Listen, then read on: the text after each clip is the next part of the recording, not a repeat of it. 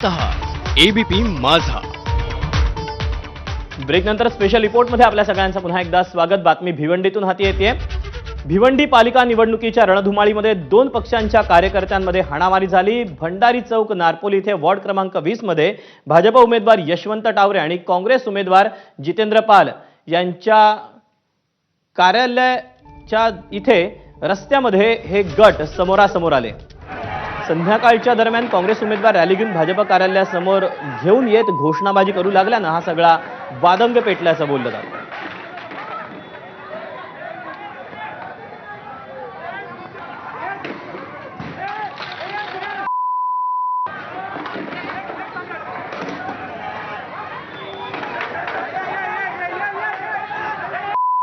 मध्ये वार्ड क्रमांक 20 या ठिकाणी काँग्रेस आणि भाजपा या दोन गटामध्ये जोरदार राडा या ठिकाणी पाहायला मिळतोय. आपण जर या ठिकाणी पाहिलं तर समोरासमोर या दोन्ही पक्षांचे कार्यालय आहेत आणि आपण पाहू शकतो हे कार्यालय जे आहे काँग्रेसचे कार्यालय आणि त्या समोरच या ठिकाणी रस्त्याच्या पलीकडे आपण जर पाहिलं तर भाजपाचे कार्यालय आहे.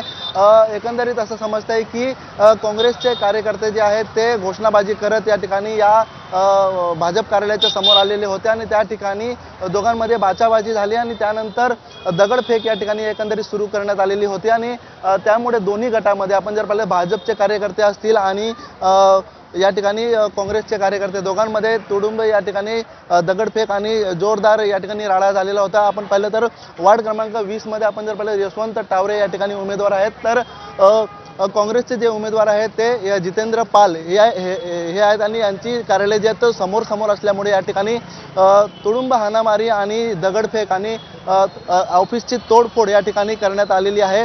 एकंदरीत या घटनेनंतर पोलिसांच्या समोरच या ठिकाणी हे संपूर्ण प्रकार जे आहेत ते खुर्च्या तोडफोड करणे किंवा फेकणे, बांबूने मारहाण करणे हे सर्व प्रकार जे आहेत ते पोलिसांच्या समोरच या ठिकाणी सुरू चाललेलं होतं.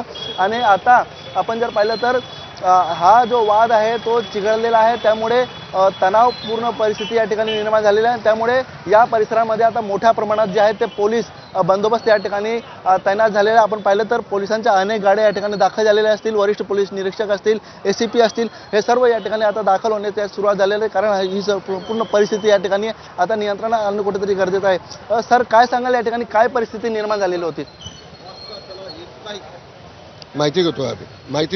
या ठिकाणी आपण जर पाहिलं तर पोलीस या ठिकाणी कोणत्याही पद्धतीची माहिती जी आहे ती आता या ठिकाणी गोळा करताना दिसत. कारण हा जो वाद आहे तो का झालेला होता, कशामुळे हा जो वाद आहे तो या ठिकाणी झाला आणि दोन्ही ऑफिसची तोडफोड या ठिकाणी झालेली आहे आणि एकंदरीत या घटनेमध्ये 2 जण जखमी झाल्याची देखील बाब समोर आलेली आहे. त्यामुळे एकंदरीत या संपूर्ण घटनेचा तपास सध्या पोलीस करतात आहे आणि वातावरण जे आहे ते शांततेत राहावं, निवडणूक शांततापूर्ण पार पडावी यासाठी आता पोलीस या ठिकाणी मोठ्या प्रमाणात तैनात करण्यात आलेले आहेत. अनिल वर्मा, ABP माझा, भिवंडी.